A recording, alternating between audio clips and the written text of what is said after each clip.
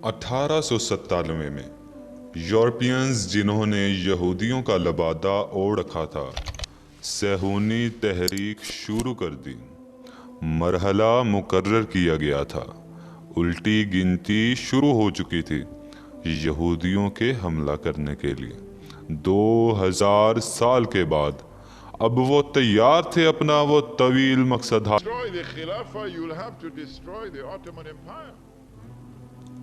اب خلافت کو تباہ کرنے کے لیے آپ کو سلطنت عثمانیہ کو تباہ کرنا ہے، اور آپ سلطنت عثمانیہ کو محض 5000 یہودیوں کی فوج سے تباہ نہیں کر سکتے۔ آپ کو جنگ عظیم کی ضرورت تھی سلطنت عثمانیہ کو تباہ کرنے کے لیے۔ یہ ایک لمبا منصوبہ تھا۔ تو انہوں نے کیا کیا؟ ایک سازش تیار کی پسے پردہ رہ کر، تاکہ جن میں ان کے ہاتھ ہونے کا اندیشہ نہ ہو۔ حملہ 1914 میں گرمیوں میں واقع ہوا، جب گرینڈ فرانس فریڈینڈ کا قتل ہوا سرائیجیوو میں۔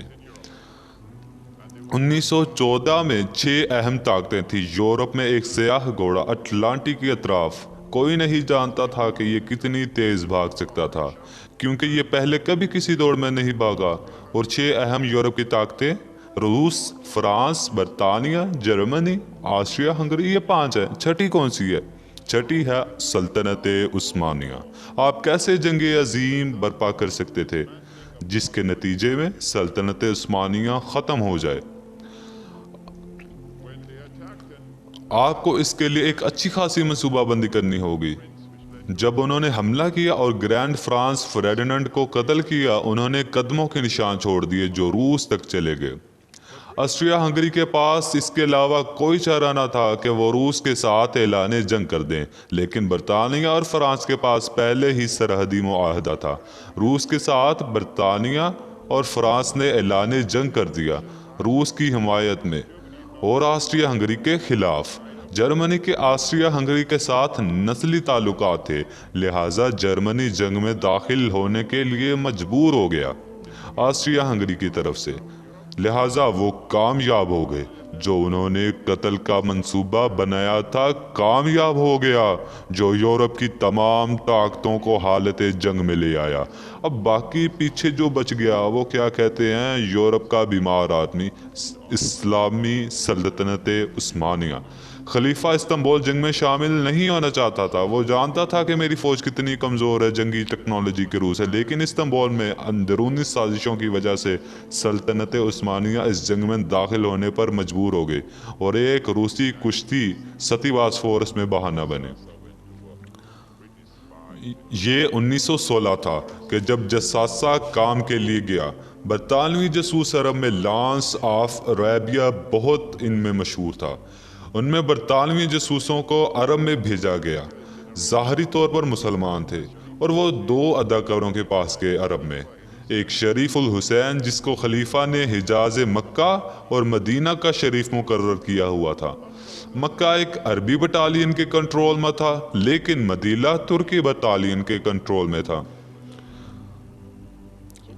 جب برطانوی جاسوس حسین کے پاس گئے، انہوں نے چند پیشکش کی کہ ہم پرنفرت عثمانی ترکوں کی زمین کو آزاد کریں گے اور ہم آپ کو آزادی دیں گے، اور اب تم عربیوں کے بادشاہ بن جاؤ گے۔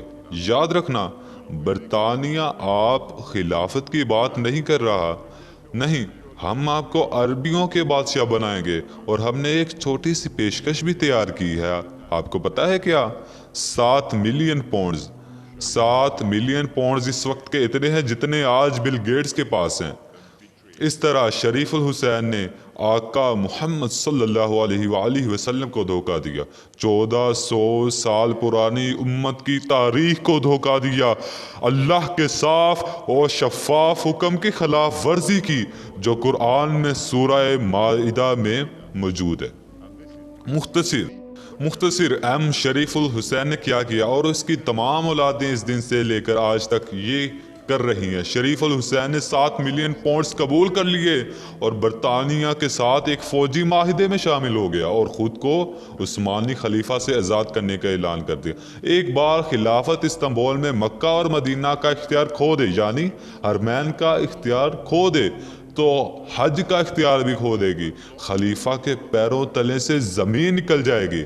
اس کی خلافت اب قانونی حیثیت کھو رہی تھی، اور برطانیہ نے حساب لگایا کہ اگر ہم نے استنبول میں خلافت سے حرمین اور حج کے باقی اختیار پا لیا، پھر خلافت کی قانونی حیثیت چکنا چور ہونا شروع ہو جائے گی۔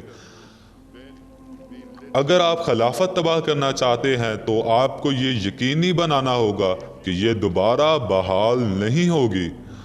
آپ کیسے پوری دنیا اسلام کے اتنے زیادہ علماء کو ساتھ لے سکتے ہیں اور یقینی بنا سکتے ہیں کہ نہ صرف خلافت تباہ ہوگی بلکہ یہ بحال بھی نہیں ہوگی؟ یہ ایک لمبا منصوبہ تھا، یہ کیسے کریں؟ اس کا جواب یہ ہے، آپ کو نہ صرف حرمین کو آزاد کرنا ہے استنبول میں خلافت کے اختیار سے، بالکل آپ کو انہیں ان کے اختیار میں دینا ہے جو خود خلافت کا دعویٰ بھی نہ کریں اور نہ کسی اور کو خلافت کا دعویٰ کرنے دیں، اور جب تک یہ لوگ حرمین اور حج کا اختیار رکھیں خلافت بحال نہیں ہو سکتی۔ یہ آسان نہیں ہے، اور اس لیے انہوں نے ریاض کا سفر کیا، عبدالعزیز ابن سعود سے ملنے کے لیے۔ صحیح نام ہے نا؟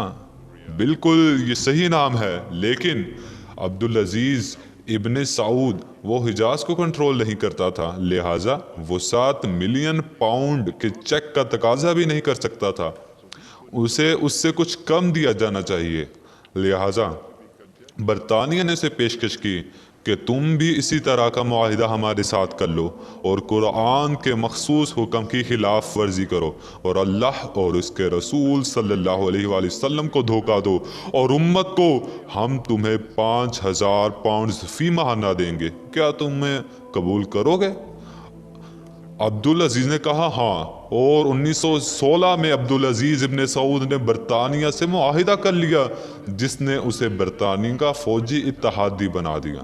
لیکن جب اخوان نے، جو اس کی فوج تھی، اس سے سوال کیا کہ تم کیسے برطانیہ سے معاہدہ کر سکتے ہو 5000 ملین پاؤنڈ فی ماہانہ، عبدالعزیز نے کہا کہ یہ جزیہ ہے جو وہ مجھے دیتے ہیں کیونکہ میں انہیں کنٹرول کرتا ہوں۔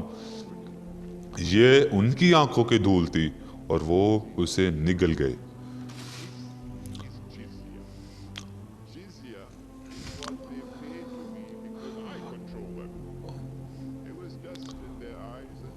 انیس سو انیس میں سلطنت عثمانیہ بھربھرا گئی اور برطانوی فوج کے جنرل النبی کے ماتحت بہت سے عربی اور پنجابی مسلمان جو ایمانداری سے لڑ رہے تھے اس کے کنٹرول میں ترک فوج پر حملہ کر دیا جو بیت المقدس کا دفاع کر رہے تھے، انہیں ہرایا اور مقدس سرزمین کو آزاد کر لیا۔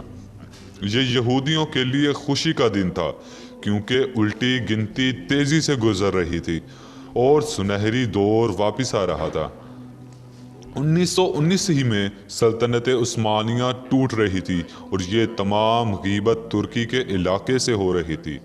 سلطنت عثمانیہ کے تمام عربی علاقے جا چکے تھے۔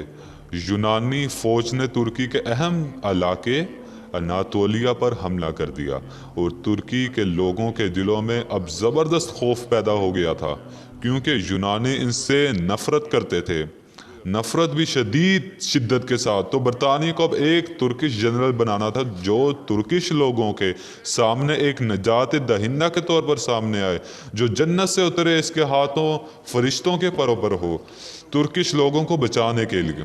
ایک جگہ جسے گلی پولی کہتے ہیں، ایک آدمی جس کا نام مصطفیٰ کمال تھا جس نے دنیا کی حکمران ریاست برطانیہ کو شکست دی اور فوری طور پر سیڑھی چڑھ گیا ترکی کے تاریخ میں تمام ہیروز کا ہیرو بننے کے لیے۔ مصطفیٰ کمال نے قبضہ کر لیا، وہ حقیقت میں ڈی فیکٹو حکمران بن گیا سلطنت عثمانیہ کا، اور خلیفہ صرف فرنیچر کا ایک ٹکڑا تھا۔ 1920 میں یا 21 میں ورسیلز میں بڑے معاہدے اور مذاکرات ہوئے، اس سے جمہوریہ ترک وجود میں آیا جس نے سلطنت عثمانیہ کی جگہ لے لی، لیکن مصطفیٰ کمال نے کہا ترک لوگ اپنے خلیفہ سے بہت محبت کرتے ہیں، تو اگر یورپ کے پاس پوپ ہو سکتا ہے تو ہمارے پاس پوپ کیوں نہیں ہو سکتا؟ لہٰذا مصطفیٰ کمال کی نئی ترکش حکومت نے خلافت کو اور اس کے تمام سیاسی اختیار کو نکال دیا اور خلیفہ کو پوپ کے برابر بنا دیا۔ یہ 1922 تھا اور چیزیں اس کے لیے اچھی چل رہی تھی۔ ترکش لوگ خوش تھے، خلافت اب بھی وہاں تھی، اور ترکی کے انقلاب کی جو قیادت تھی وہ بھی خوش تھی، کیونکہ اب ہمارے پاس ایک سیکولر اسٹیٹ ہے جو یورپی ریاست کا نمونہ تھی۔ لیکن 3 مارچ 1924 میں برطانیہ نے خلافت کو ختم کرنے کا مطالبہ کیا۔ مطالبہ برطانیہ کی طرف سے آیا اور 3 مارچ 1924 کو ترکش جمہوریہ نے خلافت ختم کر دی۔ ہمارے پوچھنے کا جو سوال ہے کہ انہوں نے ایسا کیوں کیا جب ایسا کرنے کی کوئی ضرورت نہیں تھی؟ کچھ نہیں۔ لادینی ترکش جمہوریہ کے لیے یہ کوئی خطرہ نہیں تھی۔ 3 مارچ 1924 کو خلافت کے خاتمے کا جواب ایک جگہ میں واقع ہے جسے انڈیا کہتے ہیں۔ جب خلافت پر حملہ ہو رہا تھا 1917 سے 1919 کے دوران، انڈیا کے علماء جو اس وقت انڈین مسلمان برادری تھی، جو دنیا کی بہت پر اسرار مسلمان برادری تھی، جس کی سربراہی وہ علماء کر رہے تھے جو اسلام کو جانتے تھے اور اسلام کے تحت جیتے تھے، وہ انڈیا پہ برطانیہ کے سلطانی حکومت سے نجات پانا چاہتے تھے۔ لہٰذا وہ برطانیہ سے چھٹکارا پانے کے بعد مسلمانوں پر اسلامی حکومت بحال کر سکتے تھے، یہی وہ چاہتے تھے۔ انہیں احساس ہوا کہ وہ انڈیا کے مسلمانوں کو خلافت کے مسئلے پہ متحرک کر سکتے ہیں، کیونکہ ہر کوئی خلافت سے محبت کرتا ہے۔ لہٰذا انہوں نے ایک تحریک قائم کی، اسے تحریک خلافت کہتے ہیں۔ جب انہوں نے تحریک خلافت قائم کی اور اس نے لوگوں کو متحدہ کرنا شروع کر دیا تو وہ جو سویا ہوا تھا جاگنا شروع ہو گیا۔ ایک انقلابی جدوجہد جو خلافت کو استنبول میں محفوظ رکھنا چاہتی تھی۔ ہندوؤں کے رہنماؤں کو احساس ہوا، لیکن رکے ایک منٹ، مسلمان بھی وہی چاہتے ہیں جو ہم چاہتے ہیں، ہم ہندو بھی برطانیہ سے چھٹکارا حاصل کرنا چاہتے ہیں اور ہم ہندو حکومت کو بحال کرنا چاہتے ہیں، تو وہاں پہ مفاد کا تبادلہ تھا۔ لہٰذا گاندھی جو بعد میں مہاتما گاندھی بنا، گاندھی تحریک خلافت کی قیادت کے پاس گیا اور انہیں کہا سنو، ہم بھی یہی چیز چاہتے ہیں، آپ بھی یہی چیز چاہتے ہیں، تو کیوں نہ ہم اپنی طاقتیں متحدہ کر لیں۔ انہوں نے گاندھی کی پیشکش کو قبول کر لیا اور انہوں نے ایک اتحاد قائم کیا اور انڈیا کی تحریک خلافت اب ایک ہندو مسلم اتحاد بن گئی۔ یہ مغربی تہذیب کے لیے نوع انسانی کی نو آباد کاری کی مدت کے دوران تحریک خلافت سب سے زیادہ خطرناک بنی، کیونکہ مغربی مقاصد بقیہ جتنے بھی ریاستی ڈھانچے تھے انہیں لادینی ریاست سے تبدیل کر دینا تھا۔ آخر کار ایک لادینی ریاست کو لیگ آف نیشنز، جو بعد میں اقوام متحدہ بنی، کی چھتری کے نیچے لایا جا سکتا تھا اور یہ سیاسی عالمگیریت کا کام ہو سکتا تھا۔ 1920 اور 1924 کے دوران تحریک خلافت کی خطرے کی گھنٹی کی طرح بھڑک رہی تھی اور 1924 میں برطانیہ نے حساب لگایا کہ ہمیں تحریک خلافت سے چھٹکارا حاصل کرنا ہوگا، اور اب ان کے پاس یہی سوچنے کو رہ گیا کہ خلافت کو ختم کر دیا جائے۔ لہٰذا انہوں نے مصطفیٰ کمال پہ دباؤ ڈالنا شروع کر دیا۔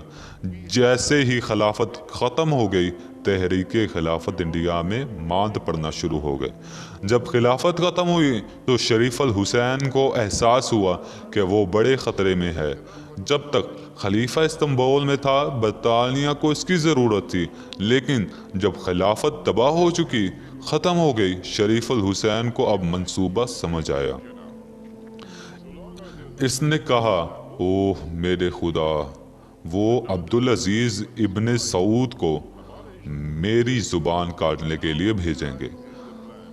شریف الحسین نے 4 دن بعد 7 مارچ 1924 کو اپنے لیے خلافت کا دعویٰ کر دیا، لیکن جب آپ برطانیہ کی کلائنٹ ریاست ہو تو آپ ایسا نہیں کر سکتے. آپ کو پہلے برطانوی حکومت سے ایک اجازت لینا ہوگی خلیفہ بننے کے لیے. اس نے ایسا نہیں کیا. جیسے ہی شریف الحسین نے 7 مارچ 1924 کو خلافت کا دعویٰ کیا، برطانیہ نے عبدالعزیز کو سبز بتی دکھا دی کہ حملہ کر دو. 6 مہینوں میں عبدالعزیز کی فوج نے مکہ فتح کر لیا اور شریف الحسین نے اپنا سوٹ کیس باندھا اور وہاں سے چلا گیا. اور اب عبدالعزیز کے پاس بالآخر مدینہ کا اختیار آ گیا. اپریل 1924 کو الازہر یونیورسٹی نے ترکی کی خلافت کے خاتمے کا جواب دیا. انہوں نے کیا کیا؟ الازہر یونیورسٹی نے خلافت کے خاتمے کو بدعت اور حرام قرار دیا. چنانچہ ہمیں اس کا کوئی جواب دینا چاہیے. اور ازہر یونیورسٹی کا جواب یہ تھا کہ ہم ضرور ایک تقریب کرنا چاہیں گے جو ملے گی اور نیا خلیفہ مقرر کرے گی. جیسے ہی الازہر یونیورسٹی نے یہ اعلان جاری کیا، آپ دیکھ سکتے تھے کہ برطانیہ کیسے کام رہا تھا.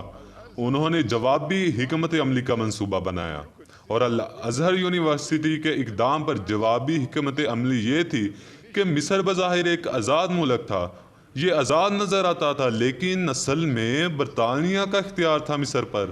2 سال تک تقریب نہ ہو سکی. 2 سال برطانوی دباؤ کی وجہ سے.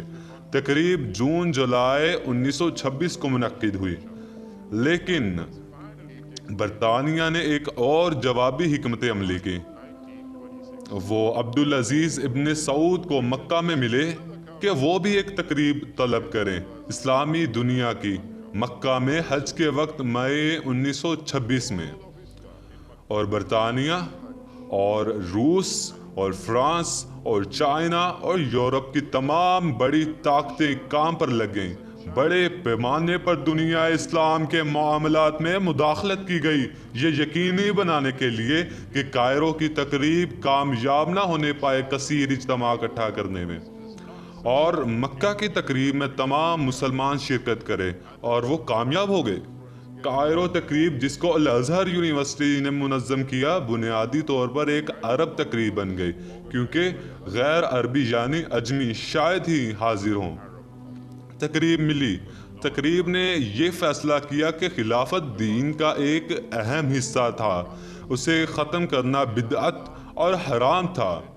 لہٰذا گھر واپس جاتے ہیں اور 1 سال کے بعد واپس آتے ہیں. یہ فیصلہ تھا.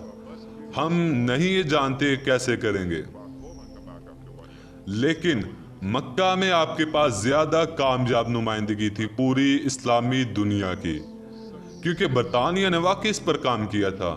تقریب کو اب طلب کر لیا گیا، لیکن حیرانگی سے وہابی تحریک کے لیے، جو ایک مذہبی تحریک تھی جس نے اعلان کیا کہ ہم اسلام کو واپس لائیں گے اور تمام بیرونی چیزوں کو جو اسلام میں داخل ہو گئی ہیں اور شرک کو ختم کریں گے، یہ اسلام ہے.